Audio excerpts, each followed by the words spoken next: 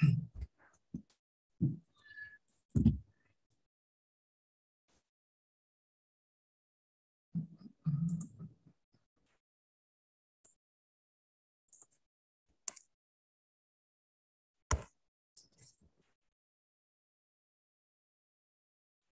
Assalamualaikum warahmatullahi wabarakatuh. Alhamdulillah teman-teman udah jam 8 ya. Kita sharing santai ya di sini ya. Suara saya terdengar nggak teman-teman? Tes sound, apa kedengaran suara saya? Dengar, Dok. Terdengar. Oke, alhamdulillah. Ya, jadi di sini kita mulai saja ya sambil menunggu teman-teman yang lain. Mudah-mudahan bisa hadir. Pertama-tama saya ucapkan terima kasih ya bagi rekan-rekan semuanya yang hadir ya dalam undangan Zoom pada malam hari ini. Dan di sini saya pengen sharing ya teman-teman ya, bagaimana sih strategi membangun pasukan reseller yang alhamdulillah 3 bulan ini saya lakukan. 3 bulan ini saya lakukan dan sampai malam ini coba saya cek ya berapa reseller yang ada di tim saya. Itu total ada 330 reseller.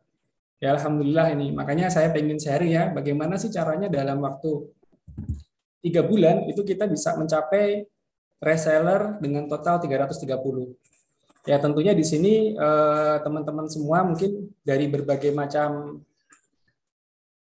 daerah ya. Ada teman saya mungkin Dokter Sarwo ya dari Wonogiri ya dokter ya. Beliau punya produk juga ya. Kemudian special request ini sebenarnya dari Dokter Yolanda ya Jogja. Beliau pengen, Dok, gimana caranya sih bangun reseller? Oke, nanti saya sharing, Dok. Yang penting kumpulkan aja teman-temannya. Nanti kita sharing, kita bikin kelas. Ya, alhamdulillah 1 pekan ini materinya udah berhasil saya susun, teman-teman ya.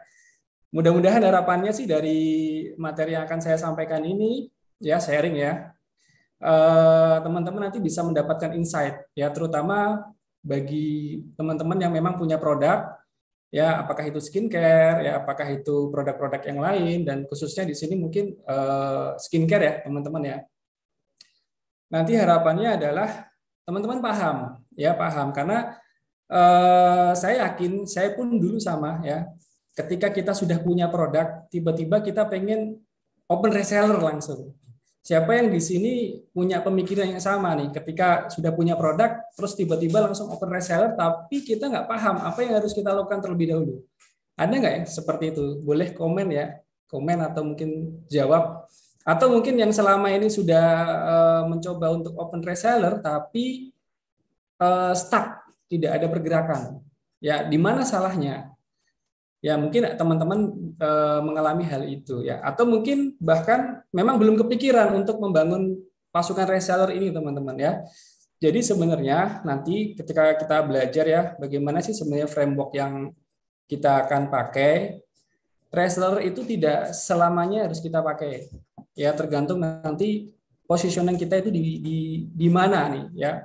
Kalau kita ibaratkan sebuah anak tangga itu kita ada di tangga mana? Apakah tangga pertama, kedua, ketiga, keempat, atau kelima? Ya, karena reseller sendiri ini sebenarnya teman-teman pahami adalah titik distribusi, teman-teman. Ya, titik distribusi. Tapi akhirnya perkembangan era dan lain sebagainya zaman ya. Jadi reseller ini dijadikan titik promosi juga. Padahal sebenarnya awalnya konsep reseller ini adalah titik distribusi. Ya, nanti kita belajar apa sih titik distribusi itu ya. Oke, kita mulai ya slide-nya ya.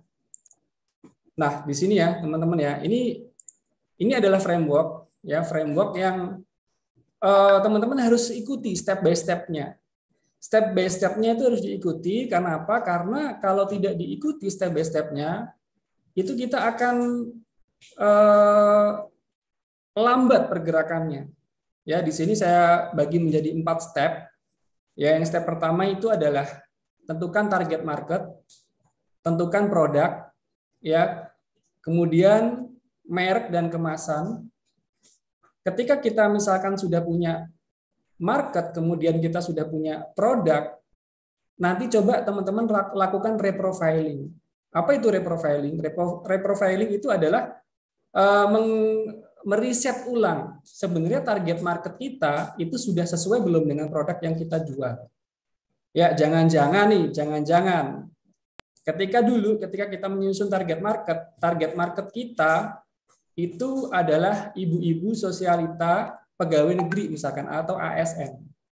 Ya, kita kontennya nyerang ke sana terus ya. Konten iklannya kita nyerang ke sana terus target marketnya. Tapi ternyata setelah berjalan setahun, 2 tahun ya, ternyata ketika di reprofiling ya di riset ulang ternyata yang banyak ke sini itu ibu-ibu rumah tangga. Gitu. Nah, itu nanti lakukan reprofiling atau bahkan ketika teman-teman mempunyai merek, kemudian kemasan, ternyata kemasan ini tidak bisa menang bersaing di benak customer teman-teman ya, di benak pasien teman-teman. Mau nggak mau kita harus melakukan rebranding. Jadi di riset ulang semuanya dari awal. Nah, ini step 1 nanti kita belajar ini ya, teman-teman ya. Kalau ada pertanyaan-pertanyaan ya sepanjang sharing saya nanti bisa langsung di chat. Nanti kita akan jawab di akhir sesi. Nah, kemudian yang step kedua, titik distribusi dan promosi ya. Teman-teman harus membangun titik-titik distribusi dan promosi. Nah, salah satu cara untuk membangun titik distribusi itu adalah reseller, teman-teman. Ya, ada banyak ya, ada online, dropshipping, telesales, konvensional, franchise, direct selling, penjualan langsung, ya, MLM, affiliate, pergudangan. Nah, ini sebenarnya 10 macam ya titik-titik distribusi yang kita ketahui ya, kita pahami. Ya, umumnya ya ada 10 macam ini. Kemudian promosi ya, teman-teman sudah melakukan ya, mungkin lewat Instagram, kemudian Facebook, TikTok ya, YouTube ya, media-media digital kalau kita memang mau menyasar dengan digital marketing ya, baik itu organik maupun yang berbayar. Nah, tapi nanti kita akan fokus bagaimana sih konten iklan ya, karena saya merangkum pertanyaan teman-teman semuanya. Bagaimana sih konten iklan yang harusnya kita gunakan untuk memaksimalkan produk yang kita jual. Ya, ini step kedua. Kemudian step ketiga itu adalah baru kita ngomongin nih, kan kita fokus nih membangun pasukan reseller. Baru step ketiga kita ngomongin menentukan marketing plan dan mendatangkan reseller itu gimana caranya. Nanti ada recruit, ada retail, itu recruit retail itu seperti apa nanti kita akan belajar. Kemudian yang step keempat ya, tentunya ketika sudah mempunyai pasukan reseller, udah kita datangkan, mau nggak mau itu harus di maintenance. Ya, kita maintenance jaringan reseller kita. Jangan sampai nih kita udah rekrut banyak-banyak, tapi nggak bisa maintenance, akhirnya rontok satu persatu. Ya, dengan apa itu? Macam-macam, apa? Training, kemudian rewards, kemudian bisa kopdar atau meet up ya. Nah, ini adalah framework yang teman-teman harus pahami. Jadi nggak langsung saya pengen bikin reseller di sini, tapi kita melewati fase 1 ya. Nggak bisa, fase 1 ini harus kita lewati dulu, teman-teman. Ya, sampai di sini paham ya, mudah-mudahan ya. Yuk kita mulai masuk ke tentukan target market. Ya, ini teman-teman, target market ini penting ya. Karena masih banyak yang keliru dalam memahami market product fit atau product fit market.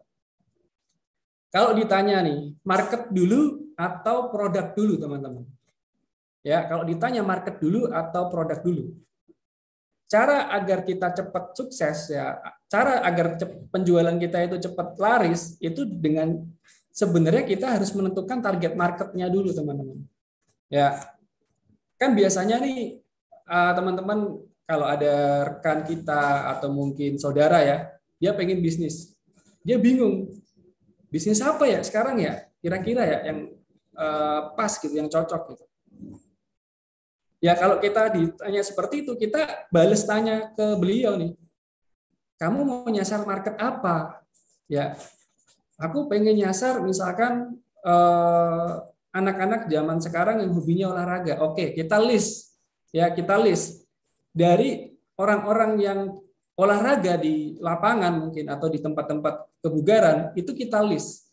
Yang melekat di dalam dirinya itu apa saja. Misalkan ada handuk ya, kemudian ada outfitnya ya, baju maupun celana olahraga, ada sepatunya, ada kaos kakinya mungkin, ya ada suplemennya dan lain sebagainya. Nah, kita baru kita udah dapat marketnya nih. Ini ada marketnya di sini, ya. Ada marketnya. Berarti kita siapkan produknya. Sama juga ketika kita ngomongin skincare ya teman-teman ya. Teman-teman jangan sampai kita ikut-ikutan gitu.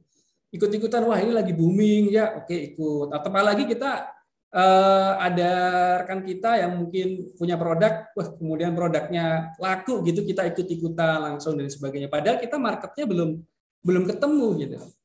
Ya, jadi yang pertama, tahap pertama itu adalah kita harus tentukan target market. Ya, nggak apa-apa kalau misalkan udah terlanjur ya nanti kita belajar dari sini. Ya, bagaimana sih menentukan target market ya? Mungkin teman-teman juga sudah belajar ya di sini kita sharing aja ya. Makanya di sini judulnya juga belajar bisnis bareng ya.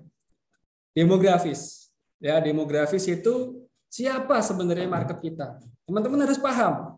Ya, oke, siapa? Biasanya wanita.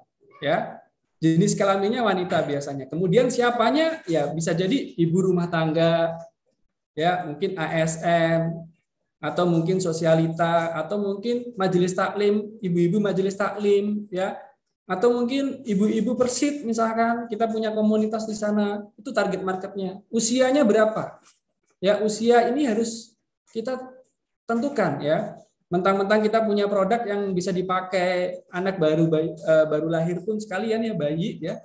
Kita bilang ini marketnya semuanya bisa dari lahir sampai usia tua gitu. Nggak boleh ya. Jadi usia ini harus kita spesifikkan. Kemudian statusnya ya apakah menikah atau single ya. Penghasilannya berapa? Agamanya apa kalau perlu ya. Kemudian secara psikografis itu juga harus dipetakan. Minatnya apa? Ya, minatnya apa? Kemudian kelas sosialnya apa? Gaya hidupnya seperti apa? Bahkan kita bisa merinci lagi kepribadiannya seperti apa. Nah, ini psikografi teman-teman. Ya, nanti kita coba contohkan ya. Kemudian secara geografis. Secara geografis itu tinggalnya di mana? Ya, ini juga penting. Apakah Jabodetabek? Apakah mau nyasar dulu misalkan daerah Madura misalkan ya, mungkin ada yang di NTB ya, mungkin lebih spesifik lagi di situ. Ya, kemudian behavior atau kebiasaan membelinya, kapan waktu membelinya. Nah, ini juga harus penting kita petakan. Nah, seperti itu ya teman-temannya. Nah, market sendiri itu dibagi menjadi dua sebenarnya. Ya, yang pertama itu adalah mass market ya, pangsa pasar yang massal ya. Dia cirinya adalah pasarnya luas banget. Kayak tadi misalkan teman-teman dari sisi demografis, siapa target produk saya ini adalah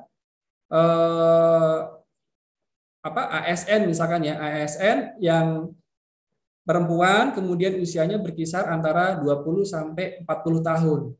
Udah di situ itu luas ya, pangsa pasarnya banyak sekali. Ya. Kemudian targetnya tidak spesifik. Ya semua ASN misalkan ya. Kemudian cirinya adalah banyak pesaing, teman-teman. Ya, banyak banget pesaingnya di sana. Nah, ini yang sering dikatakan adalah red ocean strategic. Jadi kita bermain di pangsa pasar yang sudah berdarah-darah. Cirinya salah satunya adalah sudah banting-bantingan harga. Ya, jadi kalau teman-teman sudah mulai masuk ke marketplace, udah di situ udah berdarah-darah. Diskon yang paling gede, harga yang paling murah itu yang akan dicari. Ya, makanya teman-teman hati-hati ya dengan marketplace, karena marketplace itu sama saja kita berselancar di punggung hiu. Ya, sewaktu saat kita akan jatuh dimakan. Ya, mungkin saat ini kita dapat traffic banyak gitu, tapi suatu saat nanti di satu titik udah kita kemakan sama si hiu ini. Nah, ini adalah ciri-ciri dari mass market. Nah, teman-teman sambil bayangkan ini pangsa pasar saya di produk saya ini sudah sesuai belum ya? Apakah masih mass market atau belum? Ya, atau ternyata yang kedua dan ketiga itu adalah niche market, teman-teman. Niche market itu cirinya adalah pangsa pasarnya kecil. Targetnya sangat spesifik dan pesaingnya sedikit. Ya. Kemudian yang ketiga itu adalah super niche market, yaitu pangsa pasarnya sangat kecil. Kalau tadi niche market itu pangsa pasarnya kecil. Kalau super niche market ini sangat kecil. Ya, targetnya juga sangat spesifik dan pesaingnya juga sangat sedikit. Nah, ini yang sering kita dengar ya, ini adalah kita kalau bermain di Blue Ocean. Ya, jadi dia masih pesaingnya masih dikit ya, targetnya sangat spesifik ya, walaupun pasarnya kecil, tapi di situ nggak berdarah-darah. Kita jualan enak-enak aja. Gitu. Nah, coba teman-teman nanti petakan di sini ya. Yuk coba kita belajar. Ya, demografis siapa? Tadi adalah misalkan kalau saya ya, misalkan saya adalah ibu-ibu majelis taklim. Ya, jenis kelaminnya jelas ya, perempuan. Kemudian usianya 30 tahun ke atas sampai 50. Kenapa? Karena saya punya produk yang harganya relatif mahal. Ya, biasanya nggak kebeli di usia 30 tahun ke bawah, nggak kebeli. Ya, kemudian statusnya apa? Statusnya dia menikah ya, atau mungkin ibu rumah tangga ya, di situ statusnya. Kemudian penghasilannya berkisar antara 10 juta ke atas misalkan. Agamanya jelas Islam. Ya, kemudian minatnya apa? Minatnya adalah mengikuti pengajian. Ya, kelas sosialnya berarti dia menengah ke atas. Gaya hidupnya ya dia Islamik banget. Ya, kemudian kepribadiannya tertutup. Nah, secara geografis kita targetkan di Jabodetabek. Ya, kebiasaannya adalah kapan waktu membeli? Ya, waktu membeli dia kalau misalkan ketemu ibu-ibu di pengajian, habis pengajian biasanya ada yang jual-jualan itu belanja. Ya. Nah, itu target saya. Artinya itu target yang sangat spesifik, teman-teman. Berbeda ketika ketika kita hanya menyerang mass market, kita bilang siapa targetnya? Ibu-ibu majelis taklim, udah selesai. Gimananya, kemudian usianya berapa, ya, kemudian penghasilannya apa, itu tidak kita jadikan target. Nah, kalau teman-teman main di situ, udah pasti bingung, ya. Bingungnya apa? Dari sisi promosi pun nanti akan bingung. Konten yang mau saya buat tuh konten yang kayak gimana ya, gitu. Karena nggak akan ketemu, teman-teman. Justru akan membakar duit. Niat kita, wah ini kan produk buat semuanya bisa, ya. Tapi ternyata ketika kita lakukan malah kita buang-buang duit di situ. Nggak dapat targetnya, nggak dapat marketnya, nggak dapat konversinya, tapi kita udah keluar uang banyak. Ya, ini makanya tentukan target market. Teman-teman sudah harus paham di sini. Karena ini yang akan nanti berhubungan dengan strategi untuk membidik reseller itu. Oke, kita lanjut ya. Nah, kemudian setelah market itu sudah ketemu, tentukan produk yang ngangenin, teman-teman. Ya, produk yang ngangenin itu gimana sih? Kalau misalkan kita sudah punya produk dan sudah berjalan 1-2 tahun, teman-teman analisa produk yang sudah teman-teman jual. Ya, yang paling tinggi repeat ordernya itu adalah produk yang ngangenin. Gimana caranya tahu? Dari database. Ya, database. Masa sih kita nggak punya data penjualan? Pasti punya dong. Ya, 1 bulan, 2 bulan, 3 bulan, 4 bulan. Kira-kira produk yang angka repeat ordernya tinggi itu apa? Ya, atau bisa jadi kita lakukan survei kepuasan pelanggan. Ya, gimana cara melakukan surveinya? Dengan kuesioner misalkan. Ya, kenapa dia memilih produk itu dan lain sebagainya. Nah, produk yang sudah terbukti ngangenin ini jadikanlah produk penetrasi. Ya, kita punya 20 produk misalkan. Kayak saya punya 13 produk. Yang saya jadikan produk penetrasi cuma 3, teman-teman. Enggak saya jual semuanya. Ya, karena nanti saya capek, kontennya nggak akan terstruktur gitu. Tapi ketika kita sudah dapat repeat order yang paling tinggi, produknya udah ngangenin, ya kita sudah tetapkan target marketnya kita dapat, masuk sama produk penetrasi itu. Ya, jadi tentukan produk yang kira-kira nanti teman-teman akan jadikan produk penetrasi. 1 aja boleh, ya karena nanti tenaga kita nggak akan capek di situ. Ya, sedangkan tadi tentukan target marketnya, ya.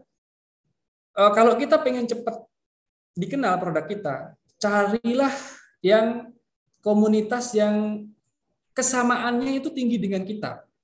Ya, similarity. Karena sekarang ini teman-teman, pasar itu kalau dulu ya tahun 2000 ke bawah, ya sebenarnya kosmetik ini ya, skincare ini booming itu 2017 ke atas, teman-teman.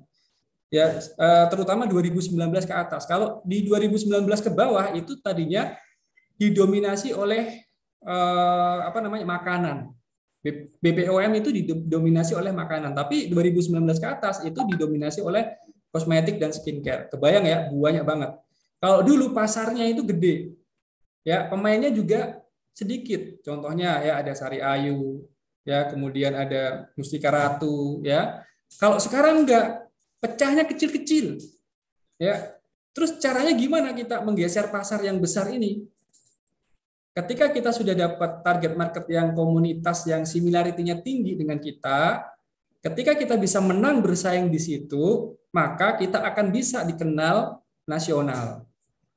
Ya, kalau kita langsung nargetin nasional itu susah. Makanya cari yang strongness teman-teman di mana nih komunitas yang benar-benar saya bisa masuk di situ dan bisa dikenal di situ dulu. Terkenal di situ dulu deh, nanti akan menjadi snowball marketing, jadi akan berguling sendiri ya tanpa kita harus melakukan promote yang berlebihan.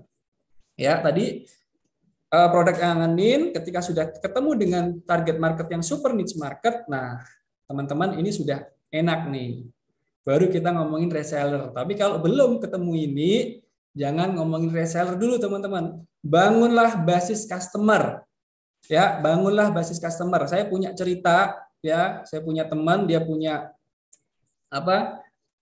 bisnis ya, punya bisnis keripik pisang ya dalam kemasan ya, brandnya itu Zanana, mungkin teman-teman tahu juga ya, itu udah besar sekali ya, udah terkenal ya, udah bahkan pernah masuk Indomaret, tapi pembayarannya seret 6 bulan sampai 8 bulan baru dibayar, makanya nggak kuat ya.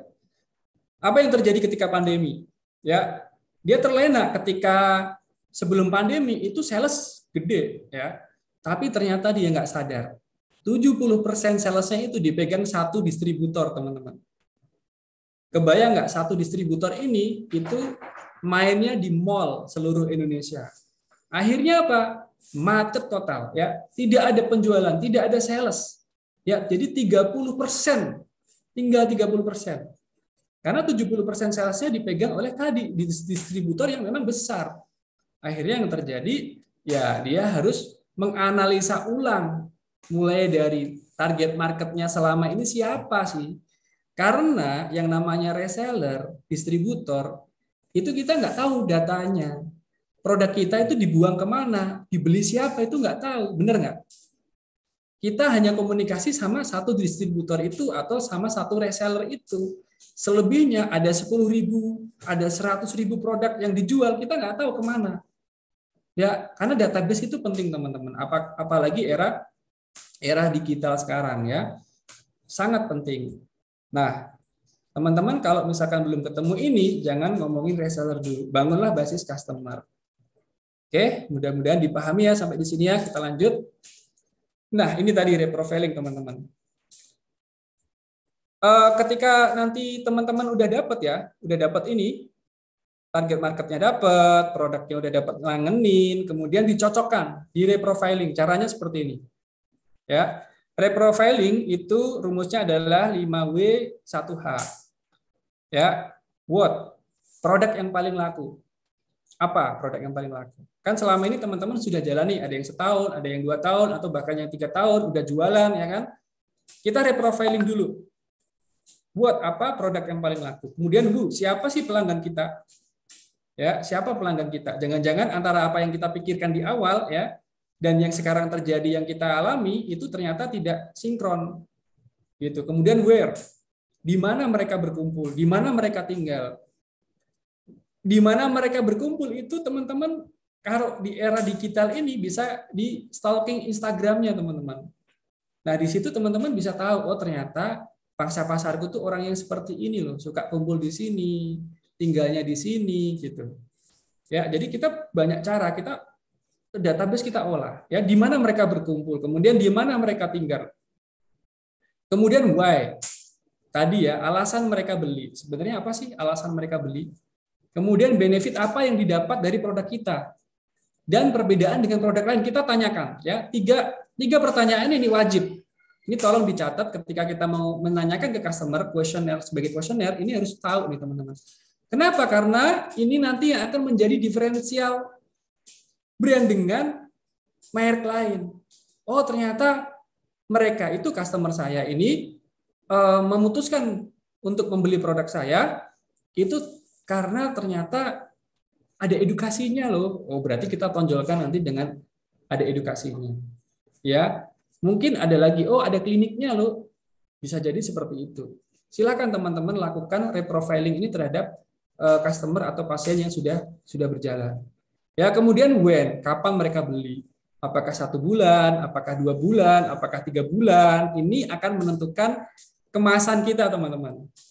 Ya, ada teman saya ya, dia punya skincare dulu, obat jerawat. Ya, obat jerawat ini buat total sebenarnya, total jerawat. Nah, ketika dia penjualan itu bingung, ini sebenarnya produkku kok angka repeat ordernya kok kecil ya, gitu. Akhirnya dia lakukan riset, ternyata namanya obat total jerawat itu kan pemakaiannya kan sedikit, teman-teman. Dia bikin kemasannya 20 mili. Ya nggak ketemu repeat ordernya, 3-4 bulan baru beli gitu. Akhirnya dia kecilkan kemasannya. Jadi kemasan 5 gram, 5 mili. Nah, di situ baru tahuan setiap bulannya ada repeat order. Oh, berarti produknya kita kecilkan. Ya, dan yang terakhir adalah how often ya. Seberapa sering sih mereka membeli? Ya, apakah hanya membeli sekali atau membelinya udah berkali-kali. Nah, ini lakukan reprofiling, teman-teman. Nah, reprofiling ini lalu teman-teman masukkan ke diagram seperti ini. Ya, kan dulu kan waktu kita awal-awal mau bikin produk kan kita tetapkan target market nih. Ya, before teman-teman tulis before-nya. Oh, before-nya ternyata ini. Nah, setelah dilakukan reprofiling tadi, dilakukan kuesioner, dilakukan analisa data, ya, kemudian kepoin stalking Instagramnya, atau mungkin langsung ditelepon, diwawancara, ya. Ternyata setelah reprofiling, wah 180 derajat. Ini yang terjadi pada saya waktu itu ya. Jadi kayak saya endorsement-nya itu semua wanita ya dari usia 20, karena target market saya awalnya 20 sampai 45 saya targetin. Saya endorse-nya itu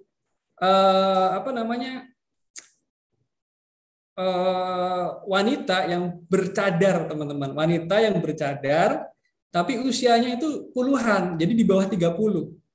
Ya, rame udah saya endorsein semua. Tapi saya pakainya micro influencer ya, karena micro influencer itu pengalaman saya itu lebih powerful dibandingkan yang makro atau mega influencer ya. Kecuali yang sudah influencer nasional ya, beda lagi. Nah, ternyata begitu saya lakukan reprofiling, customer saya, pasien-pasien saya online ya yang beli produk saya itu ternyata adalah ibu-ibu yang hobi masak dan dekor rumah. Wah, nggak sesuai banget antara target market yang awal saya bidik dan yang terjadi itu ternyata berseberangan. Setelah dilakukan reprofiling, ya udah akhirnya saya ganti arah endorsementnya ke yaitu tadi ibu-ibu, mak-mak yang home decor dan sebagainya. Ternyata komunitasnya besar di situ, teman-teman. Ya, komunitasnya besar di situ. Akhirnya saya rubah strateginya, saya tinggalkan dan lain sebagainya. Gitu ya. Ini contoh kalau kita mau melakukan reprofiling. Nah, ini diagram ini teman-teman tolong bisa di screenshot ya. Ini nanti dibuat gitu. Before-nya apa sih? Siapa, apa produknya ya kan? Kemudian siapa, secara psikografinya apa. Nah, nanti di reprofilingnya kita tulis di sebelah kanannya. Match nggak, klop nggak dengan strategi yang kita sekarang jalankan. Jangan-jangan nggak matching, makanya susah gitu. Kemudian where, geografisnya, di mana mereka berkumpul, di mana mereka tinggal. Bisa jadi nih teman-teman di awal mungkin karena tinggal di Jakarta mentargetkan area Jabodetabek. Tapi ternyata brand teman-teman itu besar dikenal misalkan di Riau atau di Pekanbaru, bisa jadi seperti itu ya. Kemudian why, alasan beli, benefit tadi sudah kita sharing ya, bagaimana menanyakan hal-hal yang terkait dengan why. Mengapa sih alasan itu beli? When, kapan mereka beli, kemudian berapa sering mereka beli. Nah, ini bikinlah tabel seperti ini, teman-teman. Nah, setelah nanti teman-teman bikin tabel seperti ini, baru ngeh gitu. Oh, ternyata selama ini kita kurang tepat nih melakukan promosi gitu. Konten-kontennya pun nggak sesuai dengan apa yang ingin kita capai, gitu ya. Nah, ini reprofiling teman-teman. Kemudian tadi sudah ya, target market sudah, kemudian produk sudah ya, kita ambil produk yang ngangenin. Kemudian yang ketiga ya, yang ketiga tadi reprofiling, kemudian yang keempat itu kita lihat merek sama kemasan kita. Ya. Nah, ini kita belajar sedikit ya, karena saya bukan pakar branding tapi saya belajar dan ini saya terapkan ya. Jadi kita harus tahu nih teman-teman, brand. Brand itu adalah nama dan makna, teman-teman. Bukan hanya sekedar nama. Kalau dulu kan kita taunya kan merek itu kan cap ya. Misalkan beli apa? Misalkan beli beras cap bunga matahari misalkan kayak gitu dulu ya. Atau kecap yang cap bango misalkan seperti itu ya. Karena ternyata sekarang ini eranya sudah berubah. Jadi brand itu adalah nama dan makna. Ya, harus sesuai dengan target market. Nama kita ini harus sesuai dengan target market. Kebayang nggak teman-teman? Kalau ternyata tadi kita sudah lakukan reprofiling, nama kita nggak sesuai sama target market kita, ya akan susah untuk didorong gitu. Contoh misalkan, kalau kita mau nyasar skincare untuk laki-laki, nggak mungkin kita kasih namanya misalkan Anissa, nggak mungkin ya, bisa jadi kita kasih namanya Gatot misalkan ya, atau mungkin kalau kita mau nyasarnya orang-orang yang dengan high class ya, kita bisa namakan dengan yang agak-agak kebarat-baratan, misalkan Veronica dan lain sebagainya. Ini contoh saja ya teman-teman, agar teman-teman paham gitu. Nah, kebanyakan dari kita ini bikin mereknya itu adalah nama kita sendiri. Ya, kayak dulu ya, produk saya namakan Dr. Ades Skincare. Siapa Dr. Ades? Ya, nggak ada yang kenal, makanya susah untuk didorong, susah untuk diangkat brandnya. Ya. Nah, dan nama itu harus bisa diterima di benak pelanggan. Ya, karena kalau nggak bisa diterima di benak pelanggan, itu akan sulit untuk bersaing. Karena secara normal otak kita ini hanya bisa menyimpan 3 sampai 5 nama, teman-teman. Contoh ya, contoh ini dijawab aja di dalam hati. Kira-kira kalau saya tanya ya, sepatu apa yang dipakai untuk naik gunung? Coba sebutkan, sepatu apa yang dipakai untuk naik gunung? Nah, teman-teman akan ngelis nih, oh misalkan Tiger ya kan, nggak mungkin kan ngelisnya Adidas, nggak mungkin ngelisnya Nike ya kan, Tiger, kemudian apalagi The North Face ya kan, apalagi saya nggak paham ya, saya hanya ingat 2 gitu. Tapi ketika ditanya lagi, kira-kira sepatu apa yang dipakai untuk olahraga? Nah, kita banyak nih, ada Adidas, ada Nike, kemudian ada Ortus X misalkan yang lokal ya kan, kemudian ada apa lagi ya? Macam-macam lah ya. Saya cuma ingat 3 nih saat ini. Ya nggak mungkin kita ingat lebih dari 3 atau lebih dari 5. Nah, kita juga harus seperti itu merek kita. Bisa diterima di benak pelanggan. Contoh, kalau ditanya, skincare apa sih yang dipakai oleh muslimah? Gitu. Wardah tentunya, ya kan? Dan nomor 1 Wardah. Nomor 2 misalkan Maven, merek saya misalkan, karena saya targetnya spesifik, saya muslimah targetnya. Terus yang ketiga misalkan ada MBC, karena namanya kan Muslimah Beauty Care. Nah, ini udah langsung diterima di benak customernya, ya di benak pelanggannya itu udah diterima. Nah, teman-teman jadikan nama atau merek brand teman-teman itu bisa diterima di benak pelanggan. Hindari nama-nama yang mengandung konsonan, teman-teman. Ya, singkatan dan lain sebagainya itu hindari. Ya, kalau sudah terlanjur gimana? Ya, butuh effort yang lebih tinggi. Ya. Kemudian value itu juga harus penting. Ya, nilai dan sebagai pembeda. Value-nya apa sih brand kita ini? Nama merek kita ini apa value-nya, ya? Karena brand tanpa value atau brand tanpa diferensiasi brand itu sendiri hanyalah komoditas yang dilabelin. Cuma ganti label doang, nggak ada bedanya. Value-nya nggak ada, teman-teman. Ya, jangan sampai kita hanya merubah label aja. Ya, tapi kita harus masukkan value-value yang ada di dalam produk kita. Nah, ini adalah brand. Kemudian branding itu apa? Branding itu adalah aktivitas menaikkan makna dari sebuah nama. Ya, jadi dinaikkan maknanya dari sebuah nama agar menciptakan pelanggan loyal. sehingga nggak terjadi perang harga. Mau dijual berapapun orang itu akan beli. Teman-teman kalau pengen ngetes merek teman-teman itu sudah diterima atau belum, coba dilepas diskonnya. Ya, selama ini kan kita mainkan diskon. Harga 465.000, diskon 15%, jadi 395.000. Harga 660.000, diskon 20%, jadi cuma 475.000. Teman-teman kalau pengen tahu brand teman-teman itu sudah diterima belum, sudah mendapatkan menciptakan pelanggan yang loyal atau belum, lepas diskonnya. Kalau perlu naikkan, kira-kira tetap dicari nggak brand teman-teman? Atau jangan-jangan nanti takut nanti nggak ada yang beli, berarti belum kuat. Brandingnya belum kuat dan value-nya belum kuat. Artinya masih bisa digeser. Di benak customer, di benak pelanggan itu masih bisa, ini mah banyak ya, banyak kayak gini banyak. Kita beli mah cuma karena murah aja, ya, bukan karena sudah melekat. Kalau nggak itu nggak mau. Kan teman-teman juga mungkin ada sesuatu yang fanatik ya dengan merek. Misalkan kalau beli sepatu, kalau nggak merek Nike nggak mau gitu. Atau kalau nggak merek Adidas nggak mau. Nah itulah brand. Ya. Kemudian ada namanya brand positioning. Ya, strategi membuat brand bisa menang di benak konsumen. Positioning kita di mana sih? Ini yang sering saya tanyakan. Kita ini ya kok mau bikin marketing plan reseller itu harus belanja 1.000 paket. Memang udah menang positioning kita di benak customer. Sejauh mana sih brand positioning kita? Nggak mungkin gitu. Makanya ketika nanti kita tahu brand positioning kita ada di mana levelnya, kita mau bikin strategi reseller juga paham, sadar, oh saya nggak di situ, saya di sini nih, di sini gitu ya. Pahami ya teman-teman ya. Kemudian ada namanya brand activation. Aktivitas mengenalkan brand secara paripurna, melibatkan indera teman-teman ya. Ada visual, penglihatan, auditory ya, atau kinestetik, gerakan-gerakan.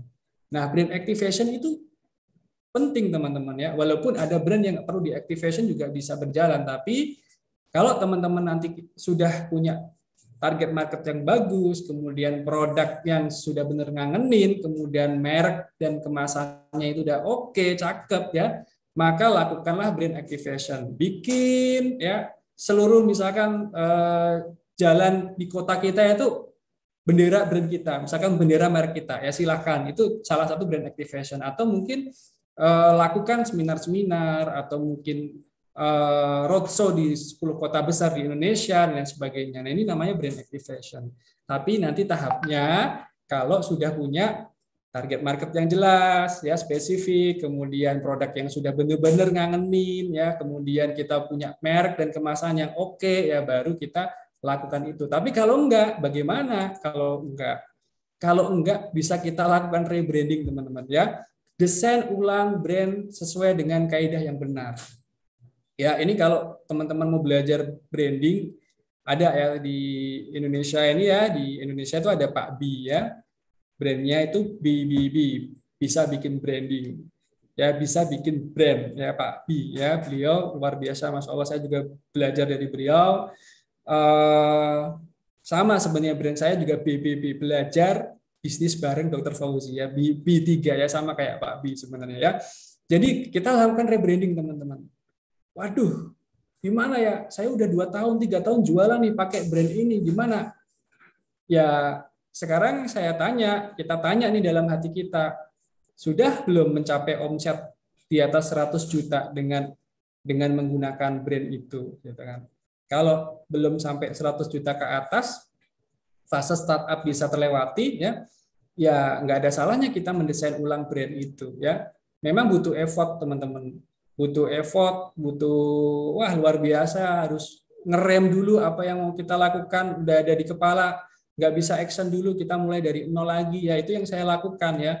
Brand saya warnanya tadinya hijau jadi ungu, wah itu bener-bener di kepala saya nggak masuk akal gitu, tapi mau nggak mau saya harus melewati itu gitu. Jadi lakukan rebranding.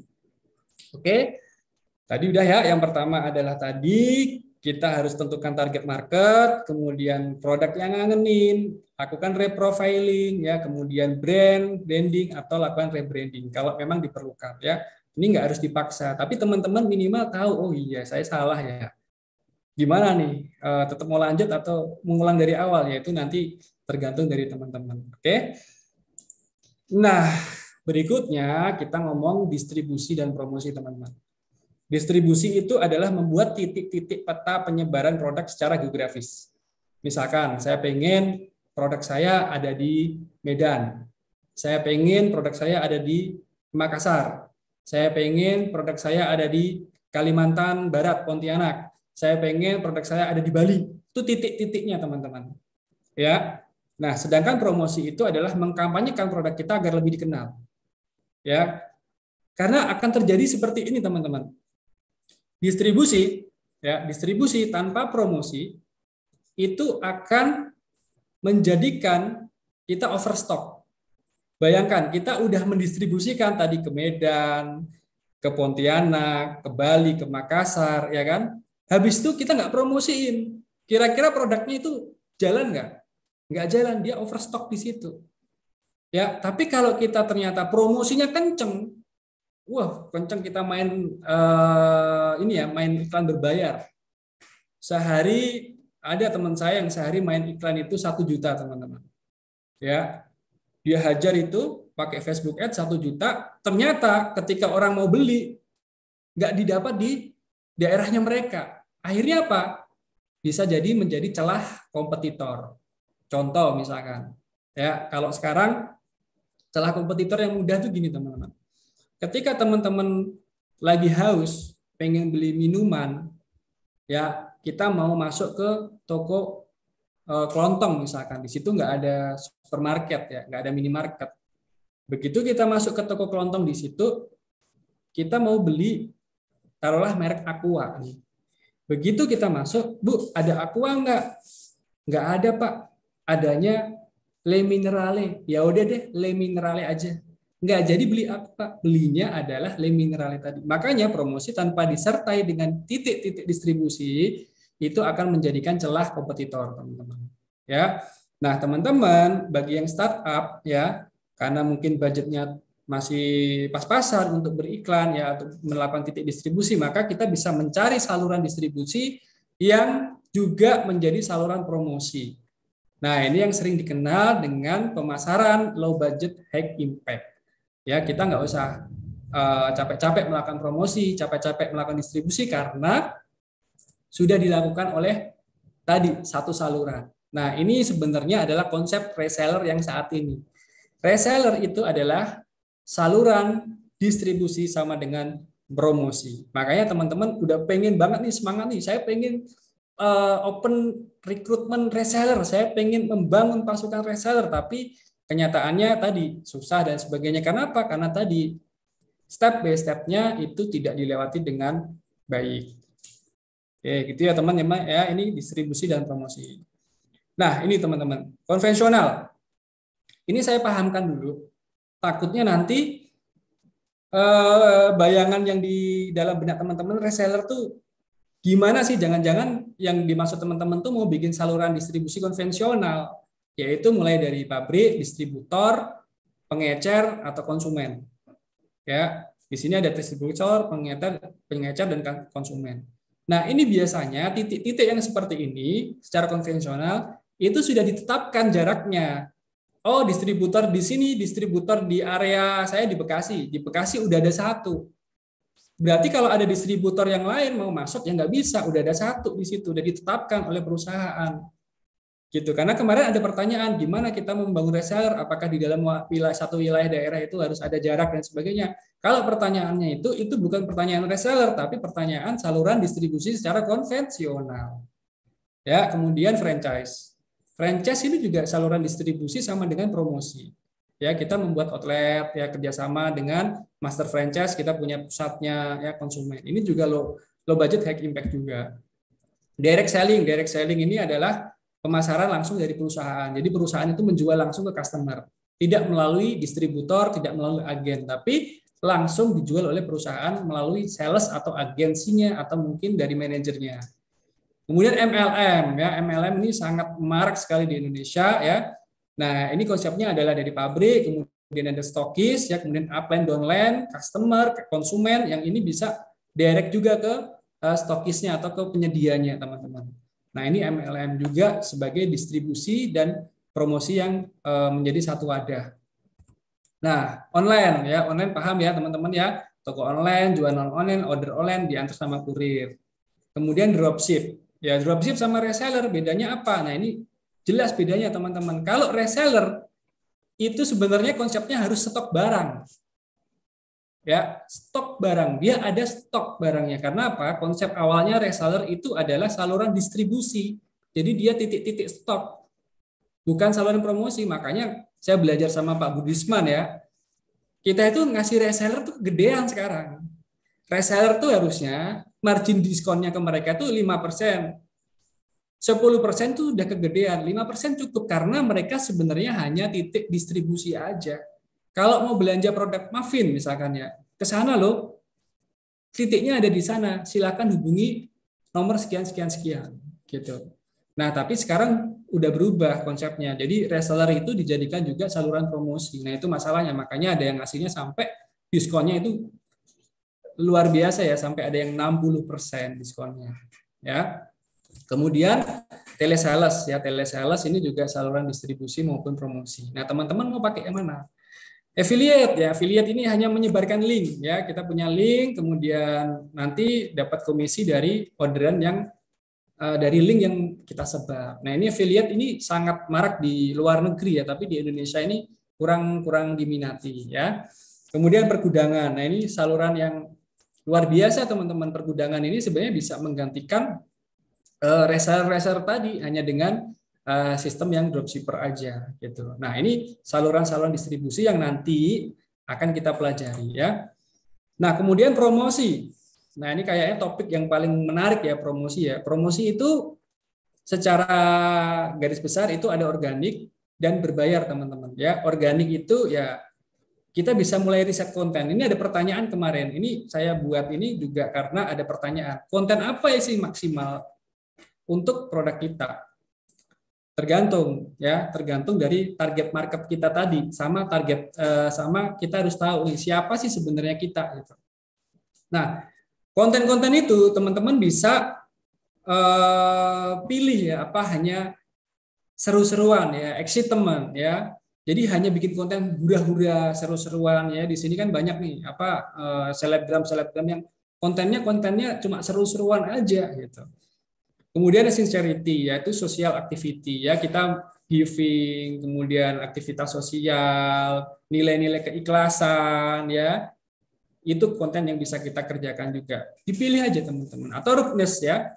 Kita bikin konten yang lifestyle kita yang pola hidup aktif, olahraga, ya, kemudian outdoor dan sebagainya. Tergantung kita di mana. Atau kompetens ya. Sesuai kompetensi kita. Nah, ini cocok buat teman-teman ya, buat kita nih, buat dokter. Jadi bikin kontennya konten edukasi yang elegan ya, sesuai dengan kompetensi. Oh, orang tuh tahu dia tuh dokter gitu. Makanya bangunlah kompetensi. Ya, kalau kita nggak membangun kompetensi kita di media sosial itu agak sulit untuk dikenal. Walaupun saya juga orangnya nggak terlalu suka tampil ya teman-teman. Saya suka di belakang. Ya, saya itu CPU-nya gitu. Kalau di sebuah perusahaan tuh CPU-nya tuh otaknya tuh saya gitu, yang di belakang ya, ibaratnya tuh dapurnya. Ya, saya pengen sharing kayak gini ya karena diminta aja sebenarnya. Ya, kemudian apakah konten kita yang eksklusif, mahal, elegan ya, limit edition misalkan, kita bisa bikin konten. Nah, ini tergantung teman-teman. Teman-teman mau yang kayak gimana sesuai dengan karakter teman-teman dan produk dan target marketnya tadi. Oh, ini kontennya buat seru-seruan nih. Atau ini social activity. Nah, kalau saya konten saya yang saya bangun adalah kompetensi sama mungkin social activity atau sincerity. Ya, sincerity itu bukan hanya social activity saja, tapi kita menyampaikan nilai-nilai kebaikan, noble purpose, tujuan mulia kita. Nah, itu kita bisa sampaikan. Tapi nggak ada salahnya ketika teman-teman punya pola hidup yang aktif, lifestyle yang aktif, suka olahraga, teman-teman bisa masuk ke komunitas itu dengan konten-konten yang sama, ya, konten-konten olahraga. Seperti itu ya teman-teman ya. Nah, ketika organik ini kita sudah punya riset konten dan itu powerful, ya udah dia akan jalan, nggak perlu berbayar. Ya, akan jadi konten yang winning. Ya, apalagi kalau kita sudah mulai masuk nanti di konten yang berbayar ya, yang offline atau ya yang online yang berbayar ya.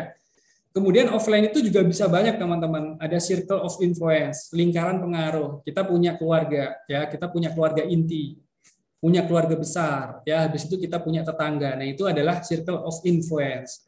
Atau referensi, jangan salah ya teman-teman ya. Referensi ini powerful. Powerfulnya apa? Powerfulnya adalah ketika kita tidak mempromosikan diri sendiri, tapi dipromosikan oleh customer atau pasien atau pelanggan kita yang sudah puas dengan kita, itu powerful. Komunitas, kalau teman-teman punya komunitas, cepat itu berkembang, ya, powerful komunitas dan lain sebagainya. Kemudian online kita harus mencari konten yang viral. Kalau pengen organik, ya, secara organik. Kemudian promosi juga ada berbayar, offline maupun online, kita nggak akan bahas secara detail di sini ya.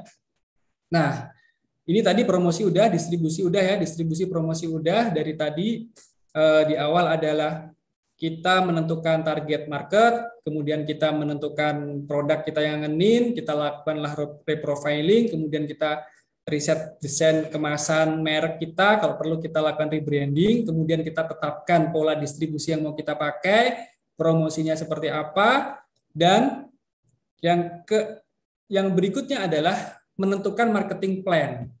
Ini udah masuk ke spesifik di membangun jaringan reseller, teman-teman. Kita mau pakai marketing plan-nya mau yang mana nih? Apakah konvensional? Apakah reseller? Ya, konvensional ini brand owner, distributor, agen, pengecer, customer. Bisa jadi seperti ini. Harus ada stok produk, margin yang dikeluarkan bervariasi, ya. Kemudian pola marketing bebas, masing-masing distributor punya cara. Nggak ada aturan baku, ya. Kemudian reseller, pabrik, brand owner, reseller, customer, ya, harus punya stok produk. Reseller memiliki margin mulai dari 5% sampai dengan 30%. Ini ada yang menanyakan, kita ngasih reseller itu berapa sih sebenarnya? Ya, monggo, ya, bisa 5% sampai 30%. Bahkan ada yang memberi hingga 60%. Produk skincare juga, ya, 60%. Tidak ada aturan yang baku untuk pola marketingnya. Ini reseller, teman-teman. Ya, terserah. Makanya kalau kita sudah main reseller, ya udah, ketika dia belanja kita dengan 60%, dia bebas mau jual berapapun. Itu harusnya seperti itu konsep reseller. Ya. Kemudian MLM. MLM ini bukan yang skema Ponzi ya sebenarnya teman-teman ya, bukan yang binari. Tidak harus punya stok produk, margin besar sampai 50%, ya. MLM itu salah satu dari pemasaran jaringan, networking marketing, aturannya itu mengikat kepada member, pola marketingnya sudah ditentukan, nggak boleh discounting biasanya. Ya, kalau menjual di bawah harga normal itu kena penalti biasanya atau kena sanksi. Nah, ini ciri dari pemasaran MLM. Kemudian dropshipping. Brand owner, dropshipper, brand owner, customer, ya. Marginnya ya kecil aja, kalau dropshipper itu hanya 5 sampai 10%. Tidak ada stok produk, harga 100% dikontrol perusahaan atau brand owner. Pola marketingnya sudah ditentukan, udah jelas harga segini, kamu nanti dapat segini. Nah, ini akadnya seperti itu, ya, dropshipper. Nah, kira-kira mana yang ingin teman-teman pakai nih? Apakah murni full reseller, ya, atau dropshipper, atau mau gabungan MLM atau konvensional, ya? Apa juga ingin dibuat pola sendiri nih, gabungan antara konvensional, reseller, dropshipper, MLM? Karena saya pernah membantu untuk membuatkan, ya, dia bilangnya saya pengen bikin reseller, dok, gitu. Oke, saya bikin reseller. Tapi ternyata dia masukkan di sini ada distributor dan ada agen, gitu. Ya, padahal kalau reseller ya reseller aja sebenarnya. Distributor ya distributor, namanya udah beda, gitu. Ada distributor, ada agen, ada dropshipper, ada marketer. Wah, semuanya mau dipakai. Ya, boleh sah-sah aja, nanti kita buat kalau memang mau seperti itu, ya. Atau kombinasi. Nah, ini tadi saya bilang kombinasi ya dari distributor, agen, reseller, dropshipper, dan pemasaran jaringan. Wah, mantap. Nggak mau dipakai semuanya, asalkan kita punya sumber dayanya, ya, teman-teman, ya. Oke, ini tetapkan, teman-teman, ya, sistem mana sih yang ingin dipakai. Nah, kemudian tentukan harga produk. Tadi udah ditentukan nih. Kita anggap tadi langkah 1, 2 itu udah lulus, ya. Produk udah, target market udah, brand udah oke, ya. Kita udah netapin marketing plan-nya, kemudian kita ngomongin produk. Nah, harga produk itu bervariasi, ya, tapi gambaran besarnya agar teman-teman nggak boncos ya, maksudnya margin profitnya itu minimal 30%. Operasional itu 30%. Operasional itu meliputi gaji karyawan, kemudian sewa bangunan misalkan ya, atau operasional lah, berhubungan dengan operasional di dalam perusahaan. Kemudian diskon reseller kita anggap biaya marketing itu kita berikan 30%. Ya, kemudian harga jualnya misalkan A, HPP harga beli produk atau harga beli ya kulakan kita ini B, berarti gross profit itu ya keuntungan kotornya itu A pin B itu misalkan 100%, 100% itu dibagi 3 tadi. Diskon buat kita buang buat biaya marketing buat reseller 30%, operasionalnya 30%, profitnya 30%. Gitu teman-teman. Ya, ini cara menentukan harga produk. Nah, terus tentukan persentase reseller. Ya, reseller itu ya 30%, kalau bisa kita buang 30% ya. Tapi di sini ada catatan teman-teman, variasi diskon untuk reseller bisa kita buat mulai dari 15 sampai 30%, maksimal 50%, sesuaikan dengan margin produk. Jangan dihabiskan keseluruhan karena nanti akan ada gimmick lain seperti bonus, reward, free ongkir dan lain sebagainya ya. Kemudian untuk mencapai angka 30% dari gross margin ini ya, variabel yang terpenting adalah pola persentase yang ada. Maksudnya gini teman-teman, bisa jadi di sini kita diskon reseller bisa kita mainkan 50%. Tapi variabel pola persentasenya itu macam-macam. Ada yang dikasih 5%. Kalau kita kasih 5% kan berarti masih sisa 25%. Ya, kita kasih 10%, masih sisa 20%. Kita kasih 20%, masih sisa 10%. Nah, yang sisa-sisa itu bisa dibuang ke yang untuk diskon yang 50% tadi gede. Ya, makanya 30% ini nanti adalah hasil akhir dari laporan keuangan yang kita bikin. Ya, 30% itu buat ke reseller gitu. Jadi 30% ini bukan angka mati 30% diskon maksimalnya ke reseller ya, tapi 30% itu dari gross margin ya. Makanya bisa kita berikan 50%. Bahkan ada yang ngasih 60%. Itu tergantung dari harga produk. Mungkin harga produknya itu sudah di up terlebih dahulu, tinggi banget gitu. Nah, teman-teman mau di mana dulu? Itu harus paham ya. Seperti ini ya, mudah teman-teman. Tinggal nanti dipraktekkan. Nah, marketing plan-nya seperti ini. Brand owner ya, atau mungkin kita sebagai distributor, kemudian ada reseller diskon 15%, reseller diskon 20%, reseller diskon 25% ya. Pada fase awal permudah cara untuk join reseller, kecuali brand Anda sudah kuat atau viral. Ya, jadi tadi saya bilang brand positioning-nya di mana sih gitu kan. Kalau brand positioning-nya itu adalah di produk kita ini sudah terkenal, ya teman-teman mau suruh belanja 1000 paket mungkin ada yang mau gitu. Tapi kalau produk kita ini brand positioning-nya belum kuat di benak customer, ya 5 paket aja ngos-ngosan. Mau beli, nyetok, suruh 5 paket, 5 kali, satu paketnya 400.000, berarti udah 2 juta. 2 juta cuma dapat diskon 10%. Orang mikir keras, ya kan, 2 juta 200.000 doang keuntungan saya. Kemudian jualnya masih susah karena brandnya belum dikenal. Karena teman-teman harus pahami sebenarnya karakter reseller tuh kayak gimana gitu. Ya. Kemudian mendatangkan resellernya gimana? Rekrut atau retail ke rekrut, teman-teman.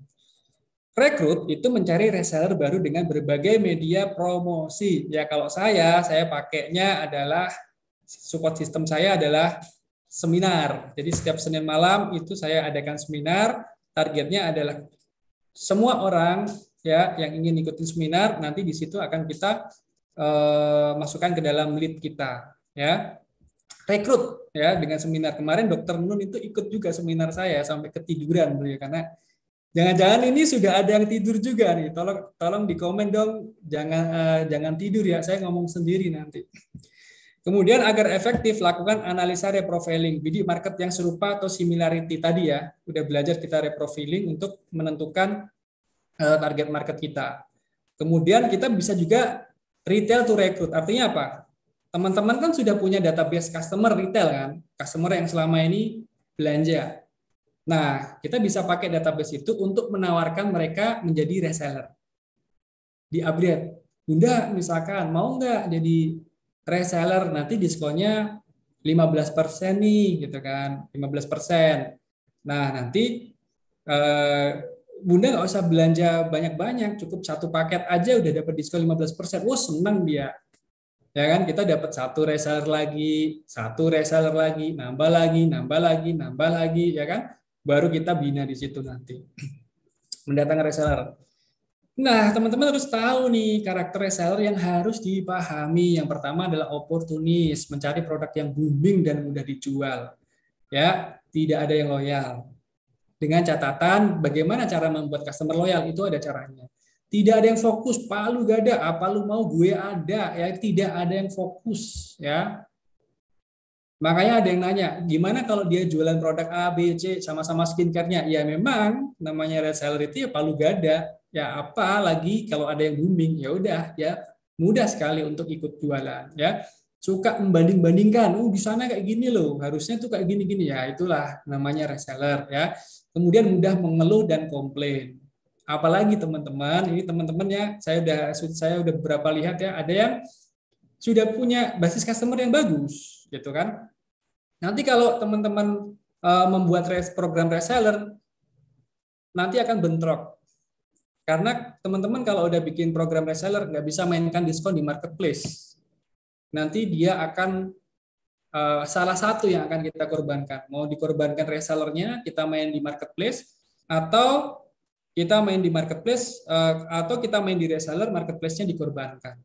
Tinggal dipilih. Makanya kemarin ada yang nanya, dok, saya dari ini mau belajar mau belajar reseller, oke. Saya lihat di marketplace-nya dimainkan diskonnya gede gitu. Terus kalau nanti reseller dia ngelihat diskonnya gede di marketplace, ya nggak ada yang mau reseller. Saya susah jualnya. Orang margin saya cuma 10%, sedangkan official produknya jual di marketplace diskon 20%, gimana saya bisa bersaing gitu kan. Nah, ini sebenarnya ya. Kita harus paham karakter dari reseller itu sendiri. Nah, bagaimana sih menjadikan reseller itu loyal? Satu, jadikan cinta kepada produk Anda. Kalau udah cinta, tadi terbangun brand yang kuat. Kalau nggak beli sepatu, kalau mau beli sepatu, kalau nggak naik nggak mau. Nah ini, kalau mau beli skincare ya kalau nggak merek Anda nggak mau, maunya adalah merek Anda gitu kan. Kemudian jadikan cinta kepada komunitas yang Anda bangun. Based on similarity, based on community, itu akan powerful teman-teman ya. Bangun mulai dari sisi similarity ya, community based. Kemudian storytelling, kita harus sampaikan merek ini itu cerita ya. Makanya kalau teman-teman Pak lihat konten postingan saya kan ada cerita bagaimana sih lahirnya Muffin, ya itu karena storytelling ya. Karena itu harus nancep ke benak customer gitu. Kita nggak hanya sekedar jualan, tapi kita punya tujuan mulia. Kenapa sih produk ini hadir? Kenapa sih brand ini hadir? Kemudian pastikan mereka mendapatkan benefit dari Anda. Kalau nggak ada benefit, mereka nggak akan loyal. Ya, capek-capek. Mereka akan cepat nyari tempat yang lebih memberikan benefit yang cepat gitu. Buat aturan yang jelas, etika yang jelas agar terjaga ekosistem bisnis Anda. Punishment, jangan sungkan-sungkan untuk memberikan peringatan kepada reseller yang melanggar etika. Mentang-mentang dia omsetnya gede, ketika ada pelanggaran etika, ya misalkan discounting, ya jual harga murah, ya udah dikeluarkan. Jangan sampai kita nanti merusak ekosistem bisnis kita sendiri, ya. Kehancurannya mulai dari situ, teman-teman. Aturan, ya kita bisa tegakkan aturan juga. Yang pertama untuk menjaga ekosistem tentunya, ya. Aturannya harus jelas. Kemudian tidak terjadi perang harga. Ya, saya bikin aturan reseller saya itu tidak menjual di marketplace kecuali official. Ya, tidak terjadi discounting, menjual di bawah harga ketentuan. Ini juga teman-teman bisa adopsi ya. Perhatikan promo ke customer dan reseller, jangan sampai terjadi kesenjangan. Tadi ketika teman-teman bikin promo ke customer diskon 20%, sedangkan reseller hanya mendapatkan diskon 10%, iya sampai mati itu reseller nggak akan berkembang teman-teman ya, karena dia akan senjang. Oh, aku cuma diskon segini, gimana cara jualnya gitu. Kalau mau ya resellernya dikasih diskon 10 plus 20. Cukup nggak margin kita kan gitu kan? Pertanyaannya berikutnya. Cara mempertahankan reseller, satu, training teman-teman. Trainingnya apa aja? Nah, ini training dan seminar ini support system. Ya, trainingnya apa aja? Kemarin ada yang nanya. Yang pertama bisa jadi setiap pekan kita bikin training tentang, pertama tuh harus mindset ya teman-teman ya. Kalau teman-teman pernah ikut pemasaran jaringan, pasti yang pertama di training ke teman-teman itu adalah pentingnya mindset. Ya, karena mindset orang sukses sama mindset orang gagal itu berbeda. Kemudian training product knowledge itu sangat-sangat penting sekali product knowledge ya. Kemudian training marketing plan, dia harus memahami marketing plan dari A sampai Z ya, dari bagaimana diskonnya, bagaimana cara upgrade diskon dan juga ketentuan etika-etika tadi yang harus dipahami. Training lah itu. Kemudian training gimana caranya menjual dong, kan kasihan udah gabung modal gede tapi nggak diajarin jualan. Makanya traininglah marketing, selling, branding, training ke mereka. Terus training juga tentang kepemimpinan, tentang leadership, kita harus training di situ. Kemudian cara mempertahankan reseller juga kita bisa mengadakan kopdar, meet up, gathering ya bulanan atau tahunan. Kemudian reward. Penting nggak sih reward? Penting banget untuk mempertahankan reseller karena dia akan mendapatkan benefit. Ya, dia join ke teman-teman, join ke kita itu kan harapannya pengen dapat benefit. Benefitnya apa? Ya salah satunya reward. Cara membuatnya ya bisa situasional. Kayak saya bikin reward itu ada yang kualifikasinya 3 bulan dengan penjualan sekian nanti dapat logam mulia misalkan ya, nanti tergantung jumlah omsetnya, situasional ya. Bisa jadi pas lagi training nih, pas kita lagi ada acara yang jawab kuis kita dapat hadiah, atau yang datang awal dapat hadiah. Nah, itu juga untuk mempertahankan reseller, dia akan senang ya. Dan juga mungkin reward tahunan. Seperti itu ya, teman-teman ya.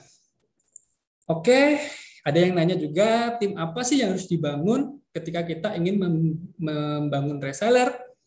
Ya, prinsipnya adalah petakan kekuatan dan kelemahan Anda dalam organisasi. Kalau teman-teman nggak jago marketing, ya jangan dipaksain, ya jangan dipaksain di marketing. Gitu. Kalau teman-teman nggak jago juga di desain, ya teman-teman jangan paksain. Teman-teman harus cari orang desain. Ya, customer service pun sama. Ya, kalau saya pegang juga gitu marketing, ya kemudian customer service. Kadang saya juga pegang HP-nya ya. Karena saya pengen tahu nih, memastikan udah bener belum cara handlingnya gitu.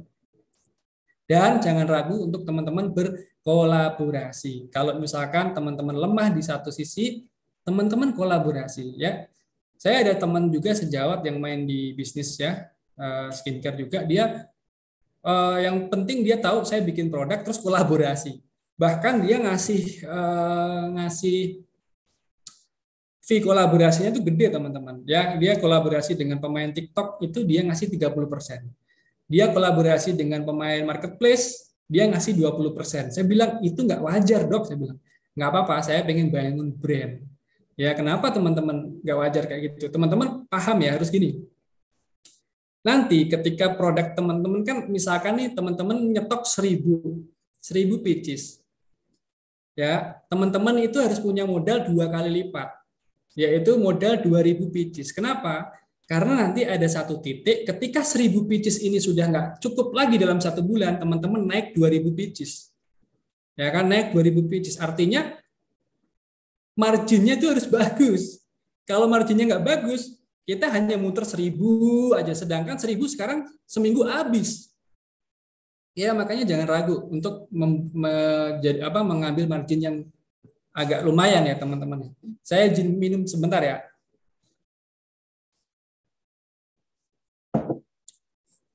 Oke, ini tim ya, tim beberapa ada minimal yang harus teman-teman miliki. Nah, kesimpulannya apa? Satu, tentukan market tadi. Kemudian tentukan produk penetrasi. Lakukan reprofiling, lakukan rebranding. Tentukan marketing plan-nya, tentukan harga dan pola diskon reseller, bidik target reseller, dan pertahankan reseller dengan kerja tim.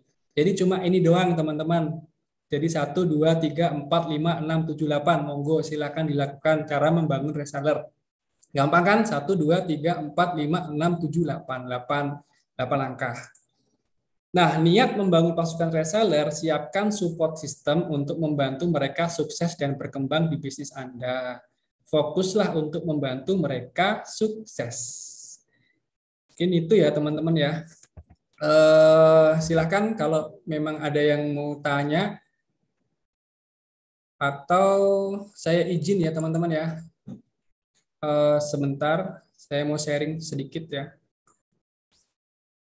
Oke, teman-teman kelihatan nggak? Admin kelihatan nggak admin? Nggak kelihatan ya?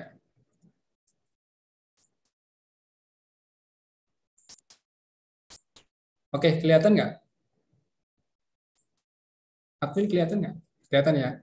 Teman-teman, saya izin sebentar ya. Di sini saya pengen sharing ya.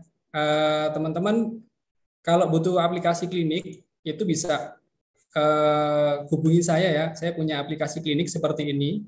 Ini klinik, ini mulai dari pendaftaran, check up, jadi rekam medik elektronik, kemudian laboratorium, farmasi, sampai ke pembayaran.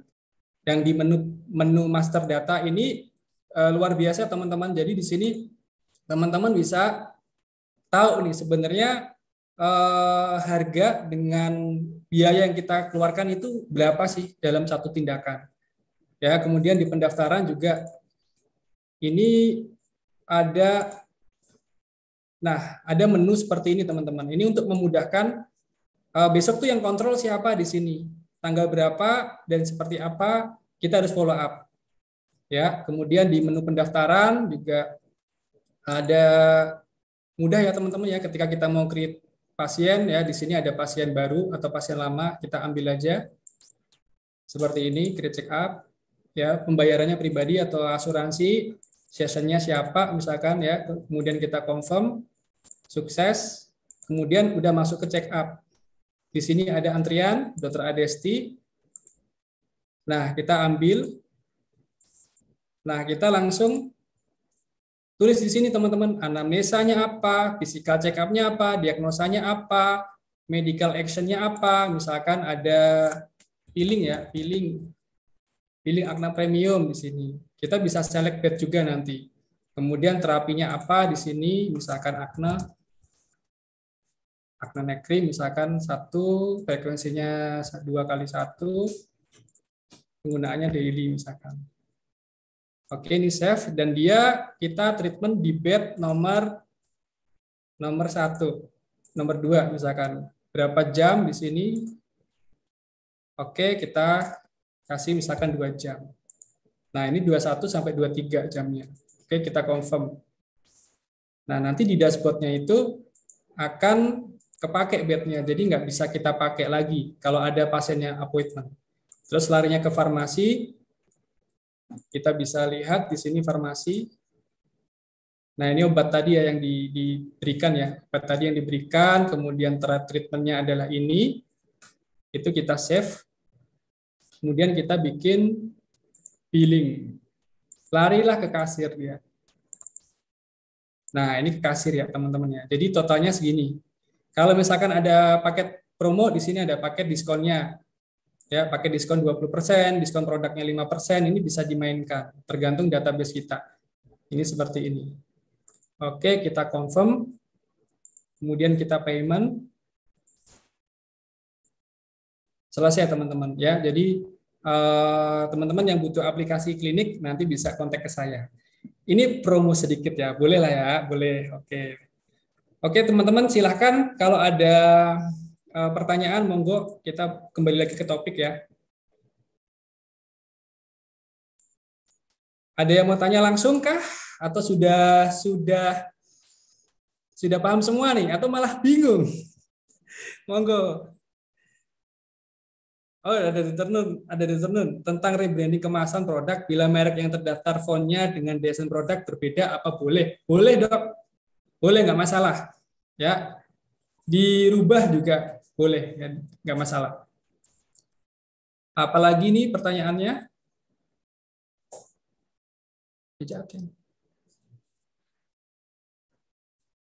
Sudah paham semua, Dok? Atau ada yang ditanyakan lagi? Atau bingung? Monggo silakan. Kalau nggak ada, ya saya akhiri dulu nih. Tapi teman-teman dibantu absen dulu ya.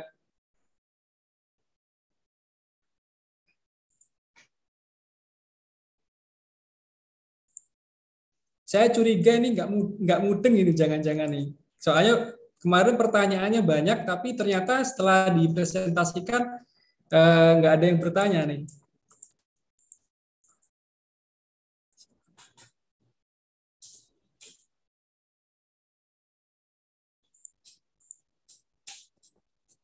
Iya, Dokter Nurul hadir. Dokter ada yang mau ditanya enggak? Tolong diisi absennya dulu. Aplikasinya harganya kita sewa bulanan ya dok ya. Bulanannya itu 500.000 untuk satu klinik. Tapi nanti sudah sampai modul sampai ke accountingnya ya, sampai ke accountingnya. Jadi sampai ke laporan keuangan. Nah, ini bagaimana untuk customer yang ingin jadi reseller tapi mau klaim klinik yang lewat layanan farmasi. Oke dok, pertanyaannya sekarang saya kembalikan ke dokter. Dokter mau fokus untuk membangun brand atau hanya fokus untuk apa namanya, ya pelayanan seperti ini gitu, seperti farmasi. Kalau kita mau fokus membangun brand, kita harus punya diferensiasi yang kuat gitu. Artinya kita mau di positioning yang seperti apa di dalam benak customer kita. Karena yang namanya krim lewat layanan farmasi ini itu sebenarnya ranahnya abu-abu dok gitu. Lebih baik kita hindari. Karena sekarang dari BPOM itu sangat-sangat gencar sekali. Saya kemarin ada fokus group discussion-nya dengan BPOM, itu ada materinya.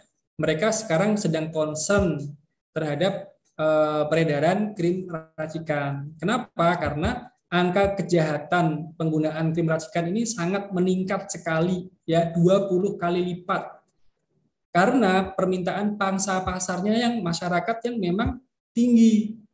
Ya, kalau saya pribadi, brand saya, merek saya, produk saya itu mengkampanyekan untuk apa namanya, cantik yang natural ya, seperti yang teman-teman ketahui lah. Artinya kita benar-benar menghindari yang seperti itu.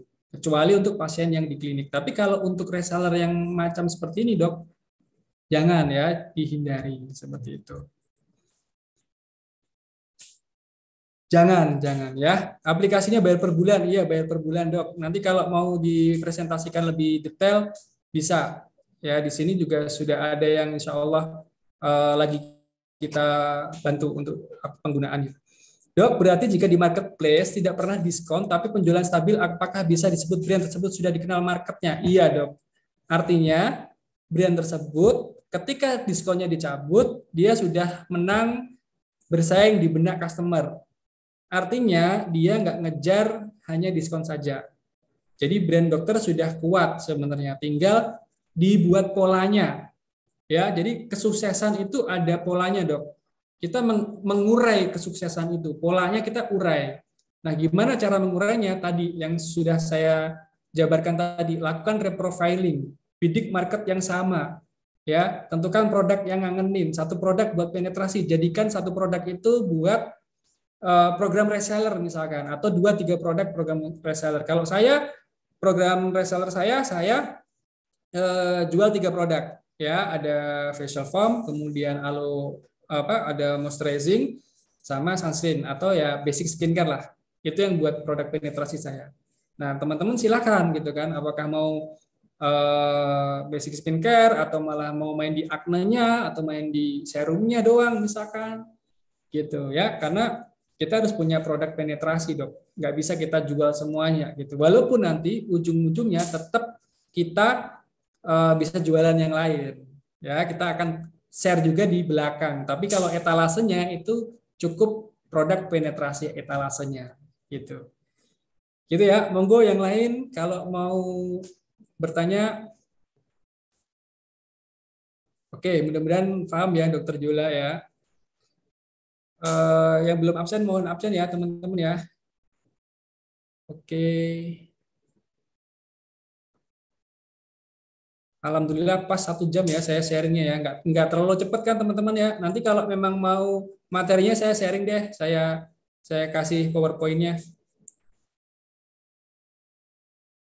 Ya, Dokter Lena, silakan. Ada yang mau ditanya nggak, Dok? Ini Alhamdulillah nih, tadi 24 peserta ya. Alhamdulillah.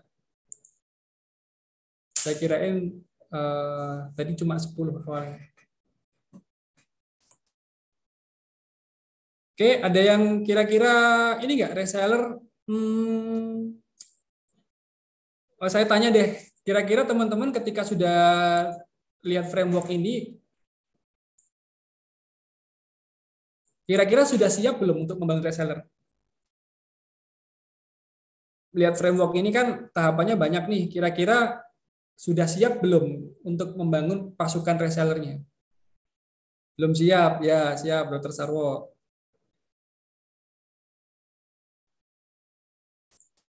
Masih meraba-raba ya, Dok. Insya Allah, Insya Allah. Oke, sip dok, sip. Yang penting ikuti langkah-langkahnya ya dok, karena ini apa langkah-langkah ini udah proven, dok, udah dipakai, apa udah paten lah, tinggal tinggal disesuaikan dengan produk kita. Gitu. Ini Dokter Nun masih nggak Dokter Nun? Dokter Nun ada lagi yang mau ditanya atau Dokter Mita Nila?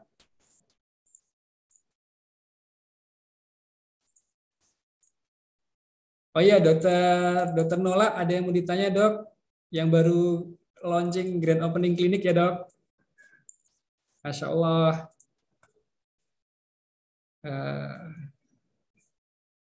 Ya, oke ya teman-teman ya. Kalau tidak ada saya akhiri, dan kalau misalkan nanti mau dipresentasikan yang aplikasi klinik yang saya buat, nanti tinggal tinggal di WA ya, di WA buat kelanjutannya. Share PowerPoint-nya, pasti dok, pasti. Baik, kita akhiri ya teman-teman ya. Subhanakallahumma wa bihamdika asyhadu an la ilaha illa anta astaghfiruka wa atubu ilaik. Terima kasih atas kehadirannya. Assalamualaikum warahmatullahi wabarakatuh. Saya tutup ya, teman-teman.